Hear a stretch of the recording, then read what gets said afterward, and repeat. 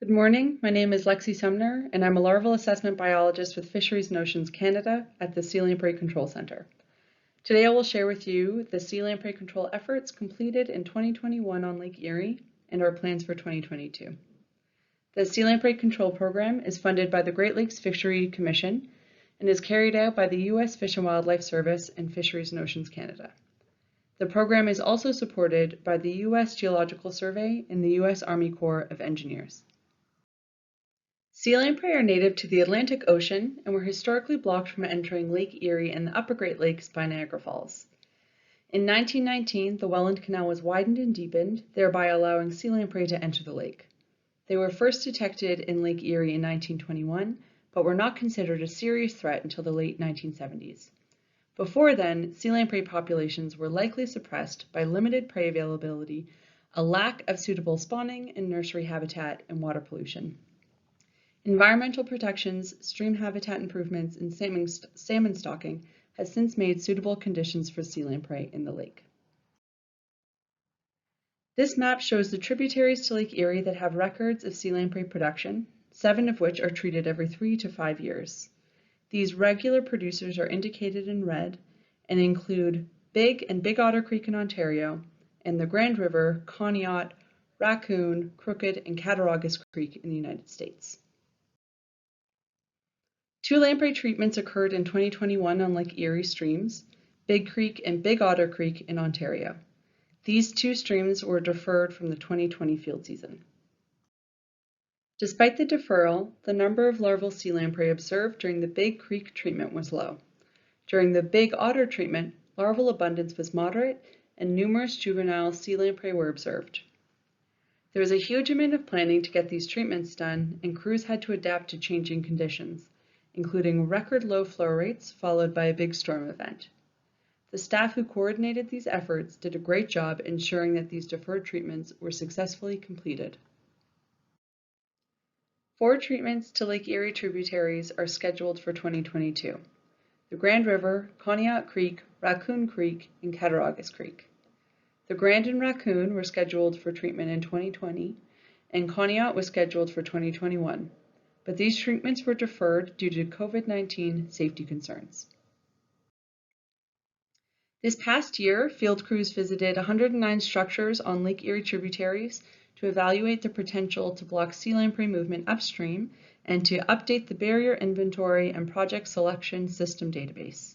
An additional 40 barriers will be inspected next year. The Fish and Wildlife Service and its partners continue their efforts to block a natural bypass around Yates Mill Dam, where sea lamprey were able to get around the dam during periods of high flow. In 2020, steel sheet pile was installed to divert the flow back through the main channel. However, an extreme flooding event washed this out. Remediation and permanent closure of this bypass are underway. Adult sea lamprey abundance is estimated from mark recapture studies and model predictions from 5 index streams on Lake Erie. Trapping occurred on all 5 streams in 2021. From these trapping efforts, population estimates were generated for Big Creek and the Grand River. For the remaining 3 index streams, population estimates were modeled because too few marked lamprey were recaptured in the traps. This plot illustrates the annual adult sea lamprey index in Lake Erie over time. Vertical bars show the 95% confidence intervals, and the line between points is the 3-year moving average. Note that the 2021 index value of 449 and the current 3-year average index is the lowest in the time series and below the target index of about 3,300.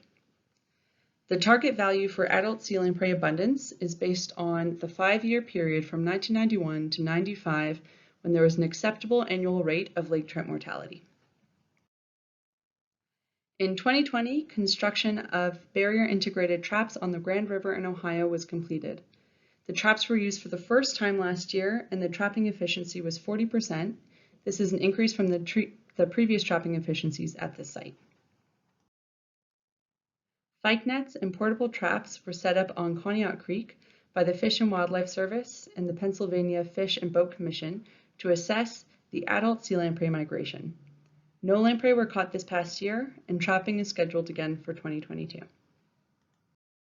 We cannot directly survey parasitic lamprey populations in the lake. Instead, the juvenile parasitic phase is assessed indirectly by evaluating and counting marks left on the lake trout by feeding lamprey. The type of wounds included in this marking rate estimates are those with broken skin at various stages of healing while the muscle is still exposed. Fisheries management agencies across the lake provide marking data from their assessment and monitoring operations. The target lake trout wounding rate on Lake Erie is 5 A1 to A3 marks per 100 lake trout greater than 532 millimeters. Like the adult index target, the wounding target is based on the 5-year period from 1991 to 1995 when there was an acceptable annual rate of lake trout mortality.